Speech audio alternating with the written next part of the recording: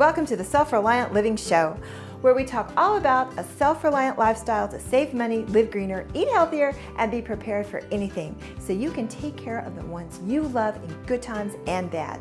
I'm your host, Jennifer Osich, a homeschooling mom of 3 boys. I'm the author of the Preparedness Planner series, and my husband and I are the lead teachers of Self-Reliant School, a website dedicated to giving you the skills and confidence to take care of yourself and your community. Be sure to stop by and pick up your free videos from inside Self-Reliant School that will get you started growing, cooking, and preserving your own food today. You can pick these up at selfreliantschool.com/free. Now, on with the show. So, welcome to the Self-Reliant Living Show. Today, I have a very special guest. I have Melanie Lynn from Road to Farm, and that is it's a blog and a YouTube channel.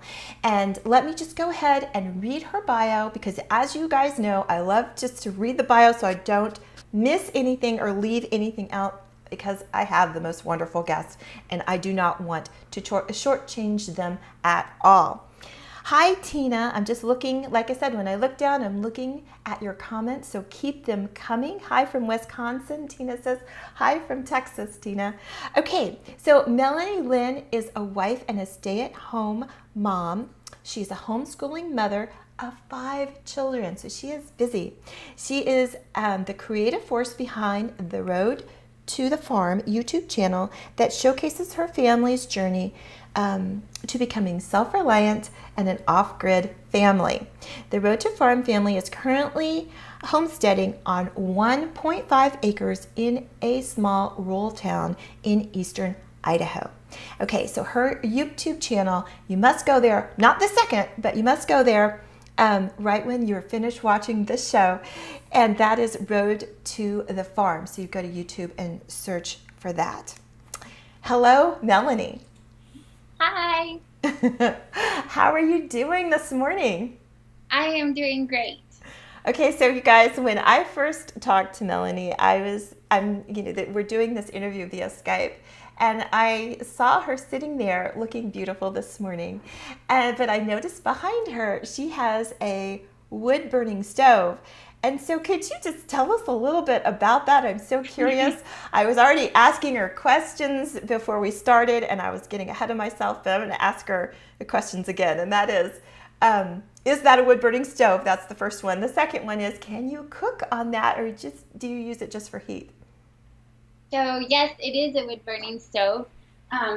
And the surface on the top doesn't get very hot, so we don't cook on top of it. We like to keep a kettle there and keep our tea warm or our coffee hot. But this is really fun. It's got an oven box back here, and so I can cook beans and roasts. And I have actually done, I did brownies in there one time, but it takes a little more finesse to get the temperature just right on that. So the things that aren't temperature sensitive, like roasting a squash and things like that, work really good in there. Wow, that is so awesome. I love that. We really love this time of year. We don't have a wood-burning stove, and I want one so much, and so I'm just so interested whenever I see one. But I'm getting ahead of myself again. So for those who don't know you, could you tell us a little bit about yourself and your website and your mission? Okay. Well, our main activity is over on YouTube, and we have a channel there, like you said, called Road to the Farm. And my mission behind that, and the reason I started it, was I really just wanted to showcase homesteading lifestyle and just how fulfilling it really can be. So my mission behind that is to inspire people. So I have a lot of videos that are just fun, that just kind of watch some of the daily activities that we get up to, some of the fun things that we do. And then I do have some how-to videos as well for when you feel inspired and want to take on some of these projects. So we've got canning videos and some gardening videos and stuff like that. Yeah, it's a great channel. I just love it. I just want to say hi to Pamela one more time, because She said she had watched another show for years and she had not heard her name, but hi, Pamela, how are you? I'm so glad that you are here. Okay, so can you tell us a little bit about your story? Because there is like a 30-minute video on your channel, and I think it's on your website too. And it is like one of the most touching videos I have ever watched. It's just you and the wall, in back of you and the camera, and you're just reaching out to everybody and explaining your story. And and if you have not seen this video, you must. If you don't watch any other videos, for the rest of the year, you need to watch this one video because it's just so touching. And don't go there right now. Just wait just a second. You can, after the show, you can go to all of these places, but. If you have not seen it, you must go right after this show. Could you please tell us a little bit about what that video is about and, why you made it? Well, that was actually one of the hardest videos that I've ever made. I guess just because it's very emotional for me and really it's hard for me to be that vulnerable. But I really felt strongly that there were other women out there who would connect with me on that level and needed to know that they weren't the only ones out there in the world that had gone through something like this. And so what I talk about is my health journey more than anything, and just that, I started out as a fairly healthy person and didn't realize what was going on, but I had a gluten allergy that went undiagnosed until I was in my 30s. And so my health really deteriorated, and I got to the point where I was unable to care for my kiddos and just kind of hit rock bottom. And what I've done to kind of claw my way back and the things that the kiddos have done to help. And so that's a real nutshell version of it. But all in all, we've come a long way, and now we're homesteading, and it feels like a huge victory to me. Yes. Well, like I said, that video is it's awesome. And I think that even if you don't have health issues, obviously you were explaining how that happened to you and the effects of it and all of that. But even if you don't have health issues, just watching that, you can relate to it as a mother because of the way that you were talking about your kids and how they were helping you and what they were doing for you and how it was just gut-wrenching. And so anyway, I just wanted to compliment you on that because it's, like I said, it's just one of the best videos I've ever seen on YouTube. And also to encourage our viewers now to go watch it when the show is over. Okay, so can you tell us a little bit about the things that you grow on your homestead? Yeah, so we have a couple of fruit trees, and for anybody who doesn't follow us and doesn't know, we're actually on a rental property. So this is not something that we've set up all on our own. We've made an enormous amount of improvements out in the back because when we got here, the house was more of the priority, and then the back 40, as some people call it, was kind of bare. So, but it came with a couple of apple trees. And then we've planted a really big garden. We've got about 1,200 square feet back there. And, well, it's really big in comparison to a city garden. It's really small in comparison to what I really want. But we're working on it. And then we've got berry patches that we've put in. And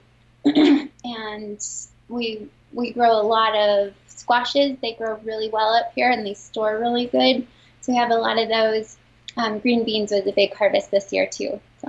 Yeah, could you tell us about because I think Bill's putting up a picture, or he just did put up a picture of the pumpkins and the squash. Can you tell us about that harvest? Because it's just beautiful. It's beautiful. That was so much fun.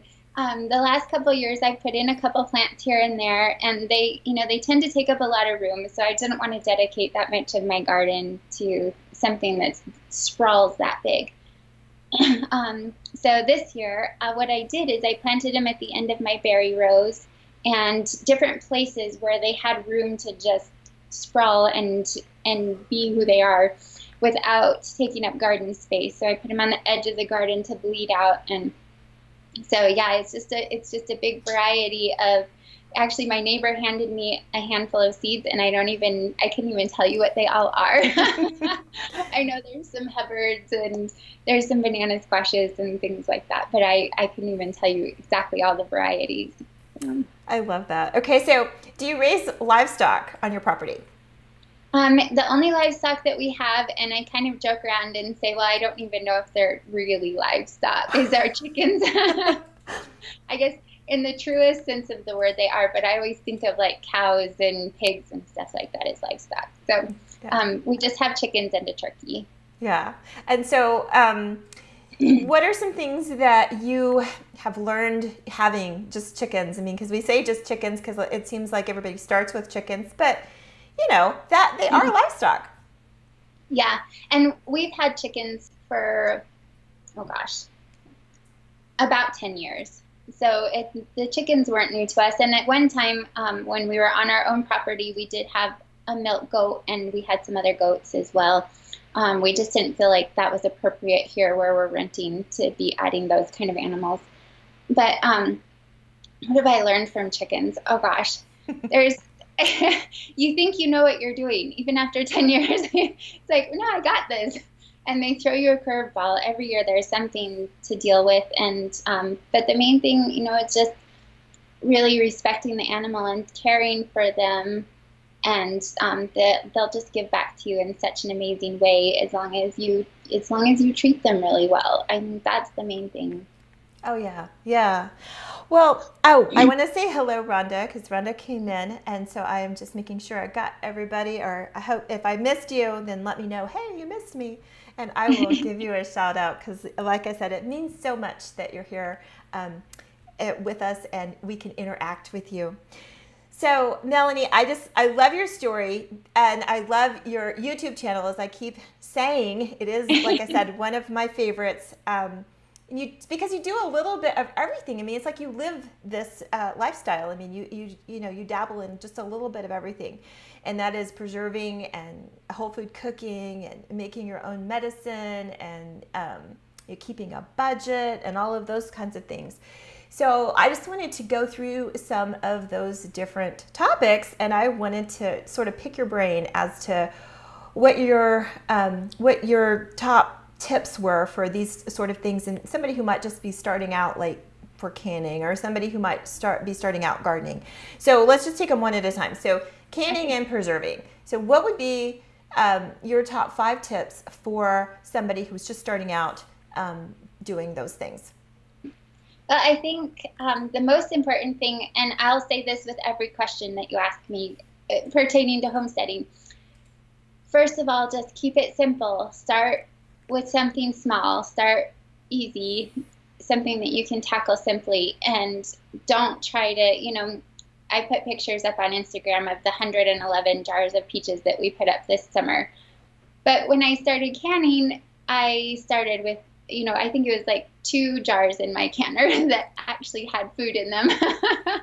And I think that's so important to give yourself permission, especially once you get into this homestead community.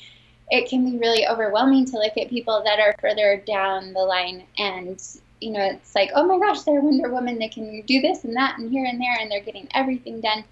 And nobody gets everything done. I mean, that's the real truth of the matter. So, pick what's important to you and make sure that you can something that you like to eat. That's the other thing that is really, I think, really important. I love that, to give yourself permission to start small and build up. That is so true. Do the best you can with what you have at the moment. I love that. Right. Rhonda is saying that she says, I love my crazy chickens, even when they're not laying well. They are just fun to watch. Yes, they are fun to watch. I love watching chickens. I'm pretty sure they're therapy.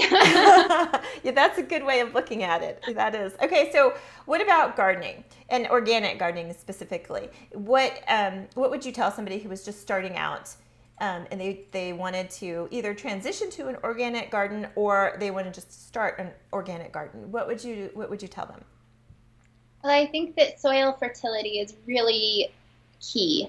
And I wanted to kind of test that and play with that this year and see how important it was. Because last year I said, okay, well, everything that I've read says that soil fertility is king. So I really want to know. So last year, what I did, for each of our rows, I really amended those rows like crazy, and I got the soil pH just how I wanted it, and I really worked hard on the soil, and we had a beautiful garden. So this year I wanted to add to the garden, but I didn't have time to put in all of the work that we'd put in the year before, and so I didn't do anything to it. I said, I just want to dig up the ground and I want to see what happens. So we have pretty compacted clay soil here. It's very rich, but it suffocates everything. And so I planted a bunch of stuff in there, and it was really interesting because for the first 4 feet of that garden, we had wood chips and leaf mulch and stuff like that that had been sitting on that area, and that all got tilled under, and that first 4 feet of the garden absolutely thrived. And that's where we had our squashes all planted and the kids' pumpkins that they grew this year. We had sunflowers and different things, but it was the first 4 feet of each of these rows that really thrived. And then the other 8 feet of those rows was a disaster. Oh, It's no. like the seedlings came up, some of them a month later, if they even came up at all. And then, I've got carrots with big tall tops in the first 4 feet, and the other, it's like they're that big and there's no carrot that's produced. So that is really, really important. And I think as much as I was kind of heartbroken about all the garden that didn't succeed this year, it was really exciting to see just how important it was. It was so practical and something so easy to say, well, this part was fertile and this part wasn't. Wow. So, Okay, so Misty's saying she just canned some barbecued pork this week. That is great. Rhonda is asking what kind of amendments. Are you talking about just piling on the leaves and all of that kind of thing and just letting it sit and tilling it under? Is that the kind of amendments, or do you have other things that you add to the soil? Well, we put all of our compost or compost type scraps in with the chickens. And so then when it's time to plant the garden, we go and pull out all of the compost from the bottom layer of the chicken yard. And we take that and put that back into our garden, just because life is busy. And with the chronic illness, I can't do a lot of heavy lifting. So it's very hard for me to just constantly be turning a compost pile. So I let my chickens do that for me. And we pulled a bunch of the compost out and mixed that in with it. But I do think that one of the easiest ways to get compost into your ground is to keep your garden mulched, because it just is a constant feeding. And then if you're going to plant or to prepare for next year, I think putting that leaf mulch down, it really breaks down, and you can till it under or you can just leave it on top. But like with us, with so compacted soil, we did need to kind of get it down into the ground for it to aerate and give our plants room to breathe. Okay. Yeah, that's great. Yeah, because it just depends on what you have to start with in terms of, what you how you amend the soil. I know that from experience too. Yeah, I bet you do. Okay, and so go ahead. I've heard that the county extension office will do a soil test for you. We haven't actually had that done. We just had a little pH meter that we were checking things with. But. Yeah, that was one of the other questions that she was asking, if you paid somebody to do it or if you just did it yourself. So, but you're saying you just did it yourself, and that sufficed for you guys to go ahead and amend it. Yeah, we've got our soil is fairly neutral as far as the pH goes. We're a little bit alkaline, so I added in peat moss to bring the alkalinity down a little bit. I know that, if you're out in Oregon and places where the soil is really acidic, then adding peat moss can be really detrimental. But for us, that is like the perfect thing, because it gives air to the soil. And so just to really, like you said, it depends on where you're at and what your soil is like. So, and then there's a fun little experiment where you can put it in a jar and kind of, you can do sediment tests and different things like that. So we did a couple of those. Oh, how fun. You can find them on Pinterest. Yeah, that's great. Yeah, you can. And that's great for kids too. Yes, teach my them. kids always love to be involved. Yeah. Well, okay, so the next topic that I want to pick your brain about is cooking and cooking with whole food, and this is something that's kind of your specialty. So, so teach us. Tell us what the top tips are for if somebody's just starting out, maybe getting off of some processed food, and what are some things that would help them do that? Don't bring it in the house, first of all. I am so weak. If it's in my house, I'm terrible. So don't bring it home. But the biggest thing is it takes a little bit more time and a little more planning. So, I do a lot of things because I'm terrible at planning. I'm horrible. I don't remember things when I need to remember them. I don't remember to get things out of the freezer when I should. So I like to have things ready ahead of time. So I can beans, I can meat. That way, when everybody's hungry and Mom forgot to do all the things that she needed to do, we don't starve. Because if you have the things that take a long time prepared ahead of time, whether you put them in the freezer or even for me, if I can put it in the crock pot, that's something that I can think about the day before or, and just have ready. That's the biggest thing for me is not waiting until it's time to cook dinner to figure out what you're going to do. And I'm terrible at it. So making your own convenience food is basically kind of what you're talking about. So do you do a lot of batch cooking? I used to do a whole bunch of it. I don't do as much of it anymore because a lot of what we eat is really simple. So, it might just be some meat here and a little bit of potatoes and a veg plate or something like that. It doesn't make sense to put that away as a meal. But I do, when I harvest my carrots, then I'll can the carrots and I'll blanch and freeze them so that, all it takes is a minute to warm them up.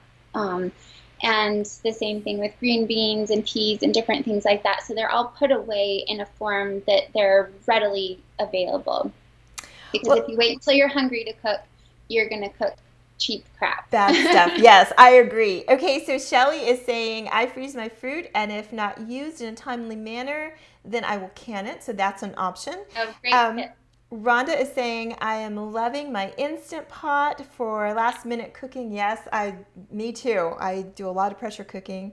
Okay, so we're just going to move on to the next subject because I could sit here and talk to you all day about all of this stuff, but I want to try and get I want to get a little bit of each thing because, like I said, you do all of this, so it's great.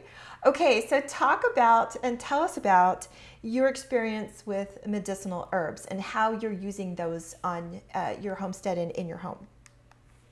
So we're using herbs on and off over the last few years, and oils is what I got started with because that seemed a little easier for me. So I started there, and I think that, and our focus has really been food and oils for the last couple of years. So this getting into loose herbs and stuff like that is something that I'm a little newer to, but I'm super excited about. But we've harvested some of our local herbs. We went and harvested mullein. It grows by the road, just wild. So we've got that put away for this winter. And make sure that we don't have ear infections. I'm going to do an oil infusion with that one and some garlic and then chamomile, of course. It's time to calm down. Yes. But yeah, it's a big part of what we do because I don't believe in the stuff from the drugstore and pharmaceuticals unless it's an emergency where that's just really necessary. Yes, I can agree more. And that's kind of my new frontier as well. I've been working on it for a couple of years, but it's the newest, thing that I've tackled. Right. So it's just so interesting to hear other people talk about it as well. But I agree with you about the drugstore. Most of the over-the-counter medication today can be substituted. You can have an herbal substitute, and it will do just as well, if not better, in many cases. And then it's supporting your whole system. That's the thing that I love about herbs is, while it might take out a virus or something like that, we use colloidal silver, which we can knock out all kinds of horrible things with. You can even use that against staph. but you don't have the terrible side effects that you have from an antibiotic, and then you don't build up antibiotic resistance. So while you gain all of the benefits of the short term for that, it's also usually will support your body in many other ways and strengthen your body as a whole. So that's the thing that's just I just love about it. Kathy is saying, I am so scared to pick wild herbs. I'm afraid to not identify them correctly and getting something harmful to us. So what advice would you give Kathy? Well, we started with ones that are really easy to identify, like the mullein. It grows like 6 feet tall and is unmistakable. Another one that's really easy to identify would be dandelions.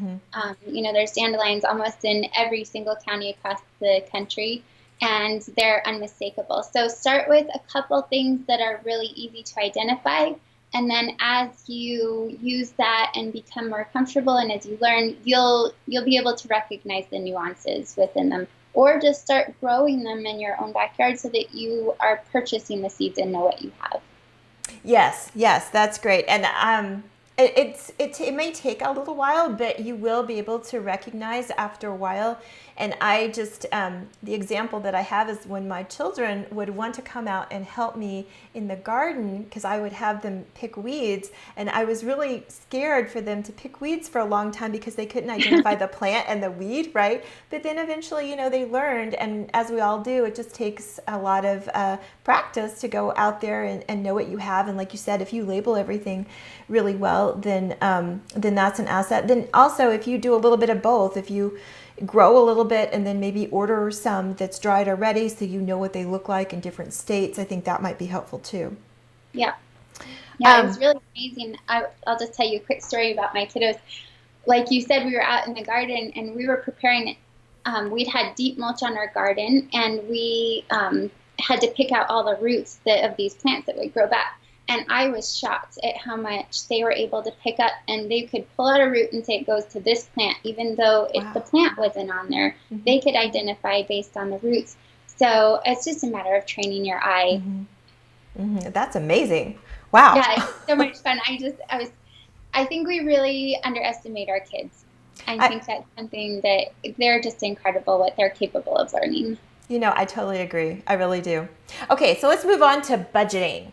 So talk about, meal planning and, budgeting for different things. What are some of your tips for doing that? Well, the thing that has helped me more than anything is buying in bulk. And that's something that I put away. I watch really carefully. There's always cycles on when things are in season and when they're good prices. We shop at Azure and we shop at Costco, and that's helped us an enormous amount. And so when I go to those places like Azure, they put out their sale catalog. So look in the sale catalogs for when something's on sale and buy extra during that time. And everything will kind of get into a rhythm. So you're buying more of your rice flour during this period, and then you buy more of this product during that period. And that way you can buy when it's the cheapest, and you can store up, and you're not having to go find an item at a specialty store at an expensive price. And I think that has saved us more than anything. Yeah, just building up a food storage. That is key. I agree with that. And then it gives you the opportunity to shop from your pantry instead of going to the grocery store. And when I go down there, there's not a bunch of extra things that are going to entice me and cost me a bunch of money at the cash register. Right, or the doctor, right? Because you have Whole Foods and all of that kind of thing. So that's a great tip, and that I agree. That's where you should start, because at that point, then you're doing it slowly and you're building up, and it makes you excited too when when you get a big, it excites me anyway when I get a big bag of rice or whatever that I'm getting. It's just, I don't know. I'm weird that way. It's just exciting. And it's such a comforting thing to know, whatever happens, we have this amount of food that's put away. So it doesn't matter if, our salary got cut and we had to live off of our food storage. We're set. Yeah, it's right. It's comforting. You're right. It's like a security. Yeah. So let's move on to homeschooling, because you homeschool 5 kiddos. So how do you do that? And please tell us, what your tips are for homeschooling. Well, like you said, I've got 5, but the first 4 are boys. And you probably know this as much as anybody else does. Boys, they move around a lot. And, yes, they do. And I don't know how your boys are. I think a lot of boys aren't really ready for school when most people start them in school traditionally. So we start our boys really late, really, like by worldly standards, really, really, really late. And we just let them learn all kinds of stuff on their own because, like I said, there's so much that they can absorb when they're interested. So we really let them follow their interests and capitalize on that when they're interested. So if they're excited about math and numbers, then we just kind of go and focus on that for a little while. And when they're excited about a book, then I say, go read it. So we're pretty relaxed. But I think that's the beauty of homeschool, is that you can follow the lead of your children. And if they're struggling with something, don't feel like they have to be at grade level with that at that time, because I feel like there's such an ebb and flow, and they catch up.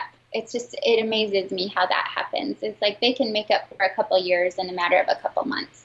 Yeah, I agree. I totally agree. And then also, going with the flow of your child, as you were saying, and then also your family, because sometimes, you're trying to accomplish something at a certain time, and you may not have a whole lot of time to, sit down and do old-fashioned sort of schoolwork. And then there are other times when you are more relaxed, and you might have a binge reading session or something, and read for hours on end. So I think it's just that flexibility that's really great. Yeah, for us, from July through October is off limits. We don't do any traditional school during that time because we are so busy with the garden and putting up the harvest and getting things. I really need the kids during that time.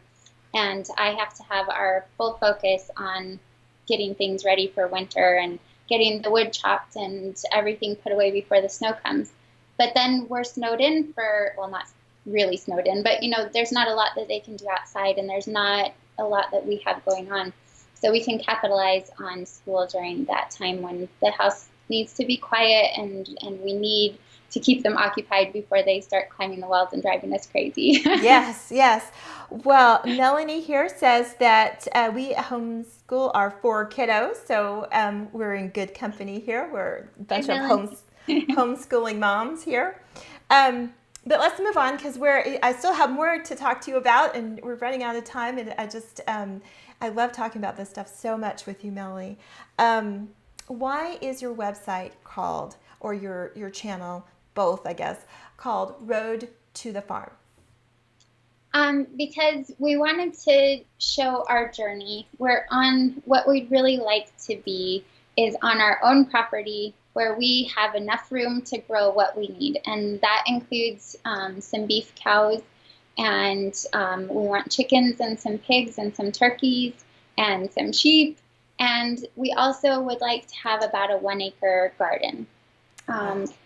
So we are not at all there. Like I said, we're in a rental right now, and we are definitely making the most of what we have. But we just wanted to show our journey to get there instead of waiting until we're there and saying, look, this is what you do. So there's so much to learn along the way, and we just wanted to share that. So it's just a way of saying that this is our journey towards getting what we want, a farm, and being able to have a self-reliant lifestyle. Yeah. That's great. Okay, so Rhonda is saying we're homeschoolers too. Yes, homeschoolers, yay.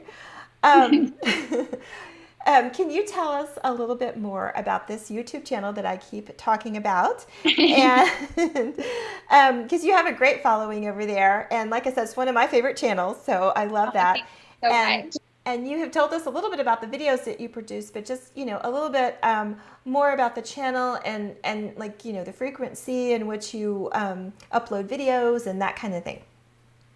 Yeah, well, this summer has been a really big summer. This is the first year we've had a bigger garden, and we've actually preserved more than we have in other years.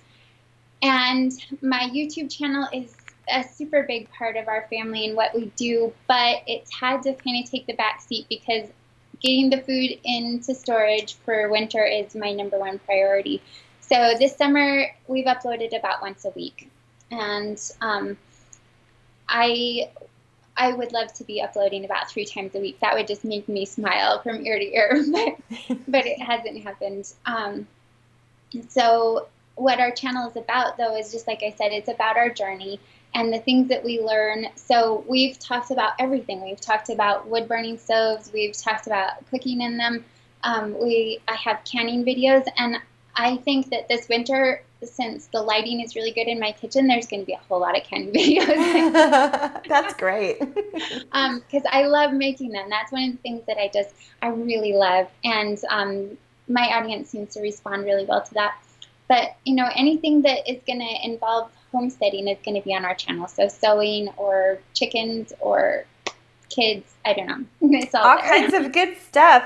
Okay, so let's see. Pamela is saying that's so helpful to know you are a work in progress. I think that she is so right, because oftentimes you're, like you alluded to before, people present themselves and they're completely done and finished and they're living this lifestyle and they make it look so easy, and it's not. It's really not. It's very intimidating. And Shelley is saying too many people buy the farm and do not know what to do when they get it. Glad you are learning on the way. And that's exactly what Melanie was saying. So that's great. Okay, so could you tell us a little bit, because I know you have an Etsy shop, and can you tell us a little bit about the things that you sell there? Yeah, so our Etsy shop is really kind of special to me because my kids are the ones that stock the shop more than anything. They're the ones that make the pot holders, and we've got these cute little fabric pin cushions, which I should be holding here, but maybe you can throw up a picture. Yeah, I think Bill's got a picture of him up there now. So, no, he's going to in a second. So that's the next slide. So just stay tuned. So, yeah, but my kiddos are the makers of those. And it's one of the things that we do. Our Etsy shop is a big priority in the winter when we have time to be, crafting and making and sewing and stuff like that. And I do teach my boys how to do all of those things. I think it's really important for them to know how to use the sewing machine. And they've learned how to knit and crochet to a certain extent. That's a work in progress too. But and then I just released a muffin recipe that includes a gluten-free flour blend. And so that is kind of my baby. We went without baked goods for quite a long time, and I tried several different things. And the ones from the grocery store that you buy are full of all kinds of junk and gums and thickeners, and they're just awful. They're not good for you. So I came up with a flour blend that is actually working, and I just am over the moon about it. Wonderful. And you have a special to share with people who are watching today? Yes, I'm so excited.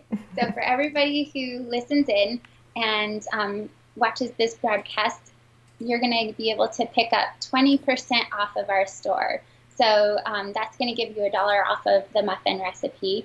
And just the gluten-free flour blend, if you're gluten-free, is going to be worth the price of the recipes. But you also get 3 muffin recipes to go with that. And if you aren't gluten-free, then you can substitute regular flour, and it works great. Yes, and then we created a simple link for that. If you are listening on iTunes, you can just go to self-reliantschool.com/RTF, and it'll take you right to those things on Etsy, so you don't have to go and search for a link there. And that link should be up either in a second, or Bill had it up, and so we'll put it up again in just a second. I'll also put it in the show notes for you guys. So tell us where people can find out more about you, your website. You have a Facebook page. I know you're really active on Instagram. So just tell us where people can connect with you. Yeah. So I love pictures. Pictures are my favorite thing in the whole world. So I'm on Instagram, and we are just Road to the Farm everywhere. So thankfully we were able to grab that. We're Road to the Farm on Facebook. Road to the Farm on Instagram, Road to the Farm on Etsy, Road to the Farm on YouTube. Oh, that's great. Okay, so that people just have to search for Road to the Farm and you should come up. Yeah. That's great. Oh, thank you so much for coming on, Melanie. It's just such a delight to talk to you. Oh, you just tickled me to bits. I can't thank you enough for this. It's been so fun talking to you and getting to know you a little bit. Thanks again. Okay, so I just want to go over a few things. Again, I want to make sure that link gets up. If you're joining us in the middle of the show, we have been talking to Melanie Lynn from Road to the Farm, and she has a special for everybody who is listening.